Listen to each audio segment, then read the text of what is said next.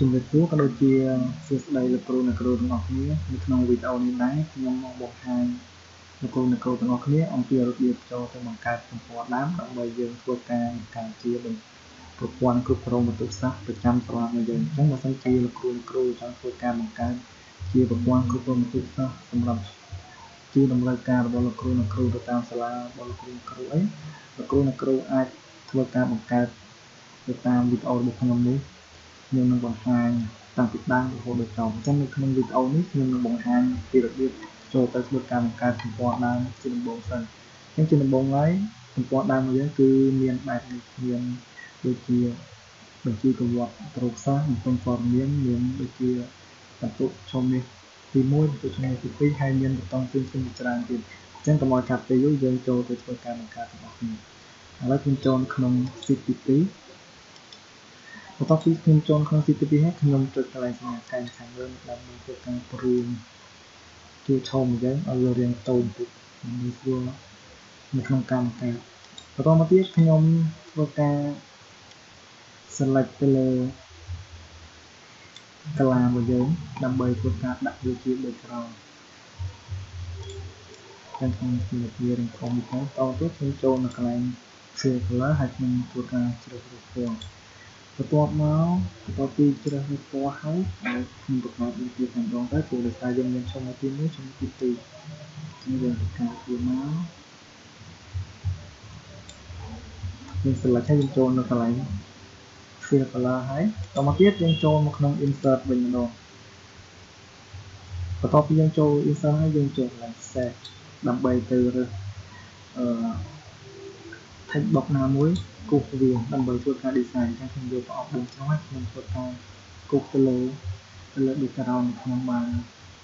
ដាក់ពណ៌ហើយខ្ញុំធ្វើការសេរីវាតិចមកអញ្ចឹងចំពោះពណ៌គឺបងប្អូនជាមួយលោកគ្រូអ្នកគ្រូរបស់គ្នាអាចដាក់ទៅតាមជាក់ស្ដែងនៅលោកគ្រូអ្នកគ្រូស្រឡាញ់អញ្ចឹងខ្ញុំសូមយកពណ៌ផងបន្តទៀតចំពោះប្រអប់នៅខាងជុំវិញហ្នឹងគឺខ្ញុំ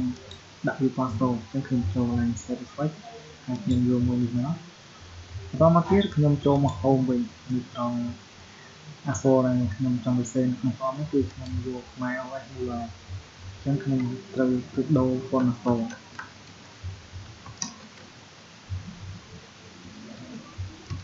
មក OS លើឡើងហើយទំហំនេះគឺខ្ញុំយកវា14អញ្ចឹងខ្ញុំសរសេរចូលមកខ្ញុំដាក់ថាឈុំមាសទី1ហើយខ្ញុំយកវាមកដាក់នៅចំកណ្ដាលអញ្ចឹងបានប៉ុណ្្នឹងហើយគឺខ្ញុំចូលក្នុង insert ជាបន្តទៀតបន្តមកទៀតខ្ញុំចូលក្នុង set បណ្ណាខ្ញុំទៅរើសប៊ូតុងមួយបណ្ណាដើម្បីគូសវាដើម្បីធ្វើជាតារាងជាប្រអប់ត្រង់បន្ទុកប្រចាំខែមួយអញ្ចឹងខ្ញុំគូសវាតមកទៀតខ្ញុំយកពណ៌នឹងក៏ដែរប៉ុន្តែខ្ញុំយកបន្ទាប់ពីជុំវិញគឺខ្ញុំយកពណ៌ពណ៌អញ្ចឹងខ្ញុំចូលចិត្តពណ៌ក៏ដែរខ្ញុំចូល prestige ខ្ញុំយកហើយខ្ញុំដូរប្រភេទអក្សរហើយខ្ញុំយកខ្មែរ OS មួយក៏ដែរខ្ញុំយកដូរមកទំហំខ្ញុំយកវា12អញ្ចឹងកន្លែងនេះខ្ញុំដាក់ថាវិទ្យាព្រោះដោយសារតែក្រសួងអប់រំរបស់យើងឥឡូវហ្នឹងគឺបើកបវេសនការថ្មីគឺចូលក្នុងខែវិច្ឆិកាអញ្ចឹងខ្ញុំដាក់នៅក្នុងនេះគឺដាក់ខែវិច្ឆិកាតែម្ដងបន្តមកទៀតយើងចូលនៅក្នុង insert ម្ដងទៀតយើងចូលទៅ reset មួយទៀតដើម្បីគូសវាធ្វើជាចំណុចខ្លះអញ្ចឹងនេះគ្រូអ្នកគ្រូទាំងអស់គ្នាមើលទៅមួយណាដែលគ្រូអ្នកគ្រូពេញចិត្តគឺទៅរើសយកមួយនឹងទៅចំពោះខ្ញុំយកសញ្ញាមួយនេះចុះអញ្ចឹងខ្ញុំយកវាមកគូសវានឹងធំឲ្យឡើងនេះទីមកដើម្បីយើងមើលទៅស្អាតហើយចំពោះពណ៌វាគឺខ្ញុំយកវាពណ៌កុហកដើម្បីមើលទៅវាស៊ីគ្នាហើយបន្ទាប់មកជុំវិញគឺខ្ញុំយកវាពណ៌សដែរអញ្ចឹងនៅពេលដែលយើងមើលទៅគឺ set ដែលយើងគូសនេះគឺវាស្ថិតនៅខាងលើ set ដែលយើងគូសដាក់ខាងវិច្ឆិកាអញ្ចឹងយើងមើលទៅគឺវាទៅស្អាតអញ្ចឹងខ្ញុំចង់ឲ្យ set ដែលខ្ញុំគូសមកនេះនៅខាងក្រោយខែវិច្ឆិកានេះអញ្ចឹងយើងចុចឲ្យស្ដាំលើវានេះមកហើយយើងចូលទៅជ្រើសរើសពីថា send to back ចឹងពេលយើងចុចឡើងទៅគឺ set ដែលយើងគូសគឺវាស្ថិតនៅខាងក្រៅចឹងចំពោះអាកងគឺយក file MUI ដូចគ្នាចឹងត្រង់ចិត្តកលនេះខ្ញុំដាក់ថាចំណុចថ្នាក់ចឹងដោយសារតែ form របស់យើងវាធ្លាក់ក្រោមនេះទាញរឿងវិញទៅអូខេចឹងនៅពេលដែលយើងបង្កើតបានមួយចឹងហើយដោយសារតែមួយឈុំនេះយើងមាន bin ខែចឹងយើងមិនចាំបាច់គូសទៀតទេយើងធ្វើការ copy យកតែម្ដងសិនជាយើងគូសគឺប្រអប់របស់យើងគឺវាអត់ប៉ុនគ្នាវាអត់ស្អាតទេអញ្ចឹងដើម្បី copy យកយើងចុច control ឲ្យជាប់ហើយយើង select ទៅលើប្រអប់ដែលយើងបានគូសហ្នឹងហើយយើងចុច mouse ឆ្វេងជាប់យើងធ្វើការទាញវាមកចឹងគឺវានឹងបានមកអញ្ចឹងខ្ញុំចុច control ជាប់ខ្ញុំទាញវាទៅហើយចុច control ជាប់ទាញវាទៅអញ្ចឹងបន្ទាប់ពីបានប៉ុណ្្នឹងហើយយើង copy វាមកដាក់នៅក្នុងช่อง ទី2អញ្ចឹងដើម្បី copy វាមកដាក់ช่อง ទី2នេះគឺយើង select លើវាទាំងអស់មកទៅលើប្រអប់ទាំងអស់ហ្នឹងដែលយើងបានគូសអញ្ចឹងពេលដែលយើង select ហើយយើងចុច control ជាប់យើងធ្វើការបោះវាមកម្ដងហើយដល់សង្កត់ចូលត្រង់ហ្នឹងចុច control ជាប់យើងអស់មកអស់ហើយយើង play មកតោះទៀតយើងធ្វើការបដូរកន្លែងខែនេះអញ្ចឹងខែវិជ្ជាការខាងក្រោមនេះដាក់ថាខែធ្នូនេះខែមករាខែកុម្ភៈនេះចំពោះช่องទី1ហើយช่องទី2គឺចាប់ពីខែឧសភាទៅខែឧសភាដោយសារតែខែ3គឺវាប្រឡងប្រចាំช่องទី1អញ្ចឹងគឺយើងអត់ដាក់ចូលទេយើងនៅមានช่องទី1នៅខាងក្រោមទៀតតែយើងសូមធ្វើការកែក្នុងនេះឲ្យអស់ទៅខែ4គឺយើងអត់ប្រឡងដែរព្រោះដោយសារតែចូលឆ្នាំអញ្ចឹងយើងឈប់សម្រាប់ចូលវិញគឺយើងប្រឡងប្រចាំខែ5ម្ដងឧសភាមិថុនាខែកក្កដាចុងក្រោយគឺខែសីហាហើយខាងលើនេះយើងដូរដាក់ช่องទី2មកช่องទី2អញ្ចឹងពេលដែលយើងបានមកប៉ុណ្្នឹងហើយយើងនៅខ្វះប៊ូតុងនេះទៀតដែលយើងត្រូវធ្វើការគូសអញ្ចឹងយើងនៅខ្វះស្រង់កន្ទុកช่องទី1មធ្យមភាពប្រចាំช่องទី1និងមធ្យមភាពប្រចាំช่องទី1អញ្ចឹងយើងធ្វើការ copy អានេះតែម្ដងក៏បានឬក៏យើងគូសថ្មីផងតែខ្ញុំ copy តែម្ដងទៅព្រោះដោយសារតែ copy មកគឺវាលឿនបើយើងគូសទៀតយូរហើយប្រអប់ហ្នឹងគឺវាអត់បានគ្នាអញ្ចឹង spray វាទៅទៅពីមក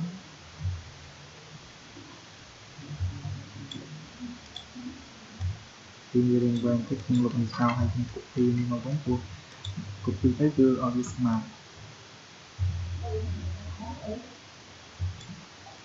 ចុច control ចុច copy ទៅណាដាក់វាស្មើមកហើយតែ background នេះគឺខ្ញុំដាក់ print តូចពេកអញ្ចឹងខ្ញុំថែមវាពីកន្លងក្រោមទៀតសម្រាប់យើងចាក់ពណ៌ណាអានេះដូចគ្នាខែយើងណាចូលចាក់ពណ៌ណាហើយយើងបានប្រអប់ខាងក្រោម3គឺបន្ទុកប្រចាំช่องទី1ช่องភាពប្រចាំช่องទី1ចំណុចចាំช่องទី1អញ្ចឹងយើងចុច control ជាប់យើងចុចមកឆ្វេងយើងអស់វាមកដាក់នៅក្នុងនេះមកក្នុងช่องទី2របស់យើងមកហើយយើងធ្វើការកែតែម្ដងចឹងយើងកែមកស្រង់បន្ទុកជំនួយស្រង់បន្ទុកឆមួយចឹងធ្វើរូបទៅណាដើម្បីលេខ1ឡើងលើហើយប្រអប់ចំកណ្ដាលនេះយើងដាក់មធ្យមប្រចាំធំនេះ1មធ្យមឆនេះ1ហើយស្រីទៅចំកណ្ដាលមក នេះtrong cái đá nóហើយចុងក្រោយប្រអប់ចុងក្រោយមួយយើងដាក់ថាចំណាត់តាមខាងក្នុងនេះចំឈោមនេះមួយដាក់វាtrongកណ្ដាលហ្នឹងមកអានេះដូចគ្នាយើងកែយើងលុបនេះចេញដាក់ថាស្រង់បន្ទុកស្រង់បន្ទុកឈោមនេះពីបរិបប្រអប់នេះណាហើយប្រអប់ទី2នេះដូចគ្នាប្រជុំឈោមនេះពីឈោមនេះពីដាក់លើtrongកណ្ដាលហ្នឹងមកហើយតមកទៀតអាចចុងក្រោយនេះគឺចំណុចថ្នាក់ឈោមនេះពីហើយយើងស្ដែកtrongកណ្ដាលដែរអញ្ចឹងយើង design តាមខ្លួនហើយគឺយើងនៅមានអីទៀតយើងនៅមានតារាងកិត្តិយសស្រង់វត្តមានការស្គាល់ខ្លួនទៀតអញ្ចឹងយើង copy តែម្ដងយើងមិនចាំបាច់ copy ទេអញ្ចឹងយើងទៅ control ទៅយើងទាញវាមកដោយសារតែជាប់ select នៅខាងស្ដាំនេះផងដែរចំណាត់ថ្នាក់ជំនួយទី2អញ្ចឹងវាចេញមកហើយអញ្ចឹងយើង copy ទៀតមក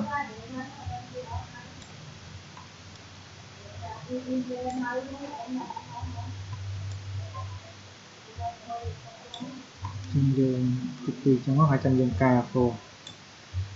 អូខេអញ្ចឹងយើងមើលថាវាស្អាតនៅវិស័យមកទៅយើងសេរីទៀតកន្លែងនេះខ្ញុំដាក់ថាតារាងកិត្តិយសតារាងកិត្តិយសហើយត្រង់កន្លែងនេះខ្ញុំដាក់ថាស្រង់អវត្តមានហើយនៅត្រង់កន្លែងនេះខ្ញុំដាក់ថាការសម្គាល់ខ្លួនការសម្គាល់ខ្លួនសេចក្ដីមក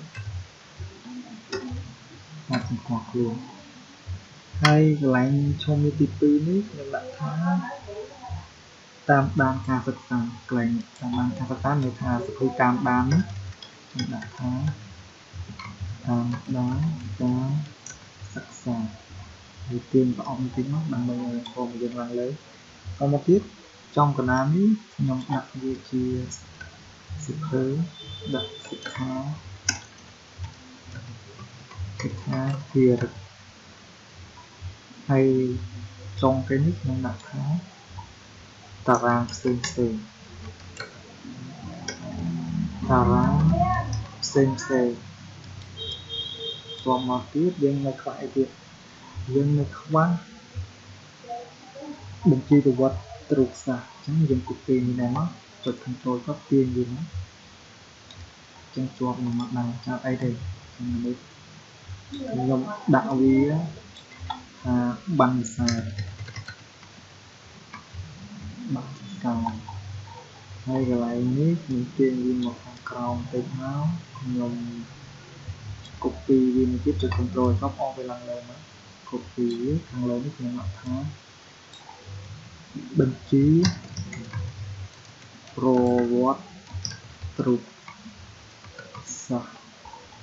អញ្ចឹងយើងសេរីវាថ្នាក់អក្សរឡើងលើចាំយើងទាញប្រអប់នេះឲ្យរៀងវែងតិចមកបើមិនអញ្ចឹងទេយើងបរួមទំហំអក្សរក៏បានដែរតែខ្ញុំស្រាប់តែទាញឲ្យរៀងវែងតិចហើយខាងក្រោមនេះយើងដាក់វាមកទៀតដាក់ថាបំពេញព័ត៌មានគ្រូអូខេអញ្ចឹងបានតែប៉ុណ្្នឹងហើយយើងមានខ្វះអីទៀតយើងនៅត្រាសិចចុងឆ្នាំត្រាសិចចុងឆ្នាំយើងដាក់ហើយស្រីវាទៅដាក់វាចំកណ្ដាលទាំង4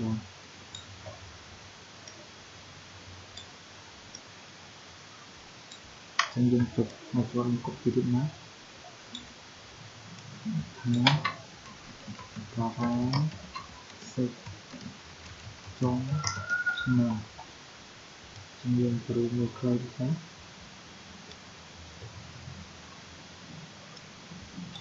យើងស្រីវាមិនយើងមើលទៅតាមជាក់ស្ដែងយើងស្រីដល់ស្អាតហើយអានេះយើងឲ្យខ្ញុំខាត់យើងខាត់ទៀតខាត់វាទៅទៀតមកទាញទៅទៀតអូខ អញ្ចឹងបានប៉ុណ្្នឹងហើយបានប៉ុណ្្នឹងហើយគឺមកទៀតបានប៉ុណ្្នឹងហើយគឺយើងត្រូវធ្វើការដាក់ឈ្មោះសាលារបស់យើងអញ្ចឹងដើម្បីដាក់ឈ្មោះសាលាបានគឺយើងចូលទៅ insert word art យើងចូលក្នុង insert យើងចូល word art ហើយយើងរើសពុំមកតហើយដែលយើងពេញចិត្តហ្នឹងហើយយើងយក copy ចុះហើយដាក់យើងលើកបានទៅចោលមកយើងដាក់ឈ្មោះសាលារបស់យើងដាក់ហ្នឹងអាមុខវិទ្យបងណូម៉ូតូ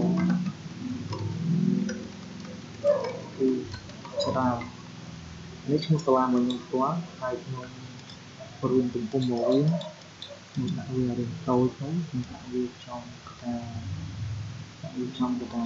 ត្រង់មកទៀតនៅត្រង់ចំណុចនេះខ្ញុំចង់ដាក់ logo អញ្ចឹងដើម្បីដាក់ logo យើងចូលនៅក្នុង insert យើងចូលនៅក្នុង picture មកហើយយើងចុចទៅលើពាក្យថា divide ហើយយើងទៅរករូបភាពដែលយើងបាន download មកអញ្ចឹងខ្ញុំដាក់វាក្នុង picture ខ្ញុំចូលក្នុង picture នេះគឺ logo យើងចុចទៅលើ logo ហ្នឹងយើងចុចលើពី insert អញ្ចឹងនេះគឺ logo យើងគឺបានចូលមកបន្តែវាធំហ្នឹងក្នុងខាងព្រួងទៅទៀតយើងព្រួងវាតូចមក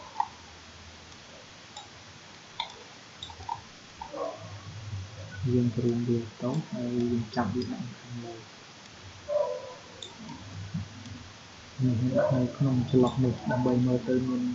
ភាពតាក់ទាញស្អាតព្រួងតូចទៅទៀតទៅហើយចុះបងខ្ញុំដាក់ខាត់មកក្រោមបន្តិចក្រោមមកទៀតប្លន់នេះខ្ញុំទុកកាន់នៅវិញខ្ញុំអត់ទេទុកទាំងអស់ចុះបណ្ដាញខ្ញុំសុំទៅរួមអានេះឲ្យរស់តូចតិចហើយទៅនៅត្រង់ background ទៅនេះគឺយើងត្រូវដាក់ពណ៌ទៀតដើម្បីមើលទៅមានភាពតាក់ទាញដាក់ត្រឹមណាចឹងយើងចូលកន្លែងជា color យើងរកពណ៌ដែលយើងស្រឡាញ់ចាប់ដៃហើយខ្ញុំយកពណ៌ណា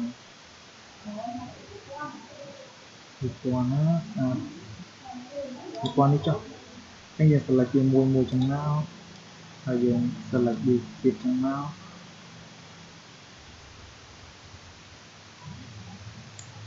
ហើយយើងចូលកន្លែងណាហើយយើង select វាទៀតណាត្រឹមនេះអស់ទៅក្រោមយើងយកពណ៌នឹងទៀតមកយើងដាក់វាថ្មីឲ្យពេញផ្ទៃ